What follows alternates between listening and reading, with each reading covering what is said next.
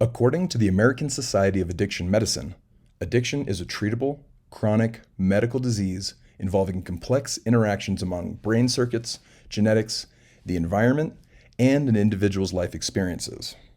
Previous to understanding science, it was thought that addiction resulted from a lack of willpower and was a moral failing. But we now know that addiction is a physiological disease.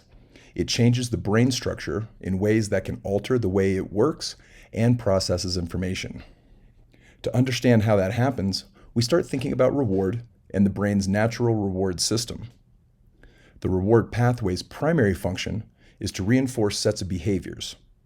Evolutionarily, it began as a way to indicate to us the actions that help us survive are good, and we should keep doing these. This is mediated by a chemical called dopamine. Following an appropriate behavior, the pathway releases a small burst of dopamine. That dopamine is a satisfying jolt, encouraging you to repeat the same action in the future. Dopamine will in turn also act on areas of the brain responsible for memory and movement, which helps us automatically build up memories for what is good for our survival. The problem is that addictive substances hijack our natural reward system. Every substance has slightly different actions on the brain. One thing all addictive drugs have in common is they produce a pleasurable surge of dopamine. Addictive drugs cause a flood of dopamine, often 10 or more times higher than the natural reward ever would. With chronic use, nothing else natural is quite as rewarding as substance use. Increases cause the circuits to adapt and reduce their sensitivity to dopamine, a phenomenon known as tolerance. For example, let's say a person takes cocaine for the first time. The reward system perceives a huge burst of dopamine.